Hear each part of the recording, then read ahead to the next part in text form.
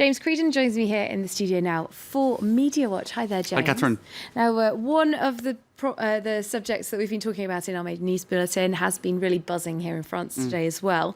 The proposed new head of France's Foundation for Islam that the French Interior Minister's been talking about.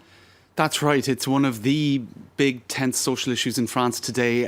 The tensions between the Muslim community and the rest of French society, how that may contribute to problems such as extremism, terrorism and whatnot, and how to resolve those problems so that there's greater peace in French society. One of the proposals of the French government is a foundation for Islam that will look at all of these questions.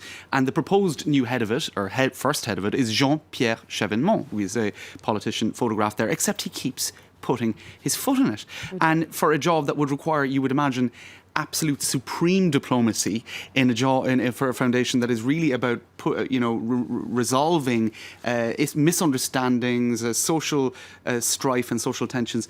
And so, for example, the first big mistake he made, in my opinion, or in the opinion of many, is to say Muslims need to be very discreet at the moment. They need to remain discreet. They shouldn't be showing that they're Muslim or showing much of themselves. Anyway, it led to all sorts of misunderstanding and people saying, "What, you don't want us to be visible? Should we hide? Should we hide away? Should we hide under the table?" Yeah.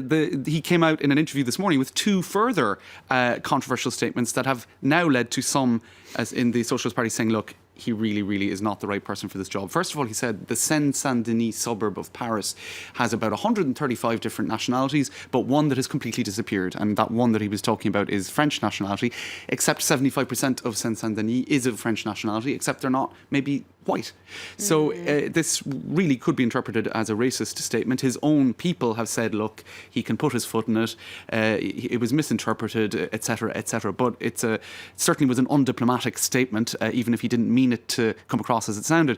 He then went on to say, I know the Muslim world very, very well. Having visited Algiers and Cairo 40 or 50 years ago, and he went on to make some statements. And what he was essentially saying is that he remembers during those visits that women didn't wear the veil so much as they do now.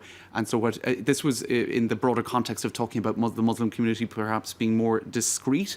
And what he's saying is, look, it's not so much about them being discreet as encouraging them to integrate well in the same way that previous waves of immigration to France from elsewhere in Europe integrated well. In other words, not wearing the veil is a sign of integrating better. So it's a very complex debate, but he was mocked mercilessly on social media for saying, I know the Muslim world very well. And there he is wearing a headscarf. I know the Muslim world very well because I spend my holidays at the Club Med in Marrakesh, etc., etc. So some pointing out saying, look, he did make that statement because he was talking about women 40 years ago wearing the veil less. In any case, there's a petition saying he's not the right person for the job, and I'm sure that it will get many signatures. Yes, I imagine that's taking off already. Yes. Someone else who's perhaps been putting their foot in it, India's tourism minister, who said that female foreign visitors to India should avoid wearing skirts and dresses, shouldn't be going around on our own. That's right. Don't go out late at night. It's basically a kit of do's and don'ts, advising women not to. Is being handed out at airports, etc., to tourists, advising them not to roam around at night and not to wear skirts. In any case, it provoked a backlash on social media, as you might expect, because obviously not wearing skirts will resolve all women's safety issues in India, says one lady, and others saying, hey, politicians of the world, maybe lay off women's outfits and focus on, fixing everything else first. Another pointing to the world having gone crazy. Take off your bikini in France, cover up in India. Soon ancient statues in India will be draped because, as we know, others are being undraped, but more in satirical mode. That's where the French police got poor old Lady Liberty a little bit nude. Interesting. All right, we'll stay with the United States. That was a very neat segue. And almost with nudes, really. That's right. Somebody we've talked about a lot in the past, Anthony Weiner, American politician. Yes. Known for sexting. That's right. And he's at it again. That's right. With the unfortunate coincidence that his name, the surname Weiner, is often used to refer to a body part. Exactly. It's just a fodder for the tabloid media. Well, there you go. Really Tabloid is. front page, the New York Post. They came out with the story. And now what's very controversial here is it's the third time it's happened that he has been publicly shamed for sexting, as they say, texting kind of nude images or raunchy images, except in this photo, his child appeared next to him on the bed. Now, he wasn't nude, but he was engaged in a conversation with somebody which involved an exchange of photos. His wife was away at the time. His wife was away because she is working for the Hillary Clinton campaign. She's a very prominent member of that campaign.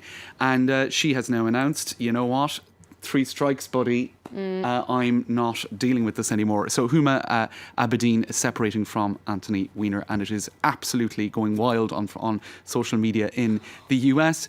The New York Post saying Anthony Weiner sexted a busty brunette while his son was in bed with him. Now, the problem is this busty brunette is a fan of Donald Trump, and Donald Trump's campaign has been delighted to issue a statement about this, saying that Huma is making a very wise decision to leave her husband. But what about Hillary Clinton's decision to hire the wife of this man? In other words, information about her campaign could be leaked to somebody of this character.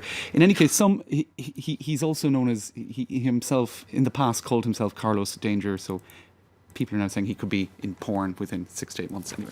I think you've quite enjoyed researching that story, haven't you? A little bit. Thanks very much. James Creedon there Catherine. with Media Watch.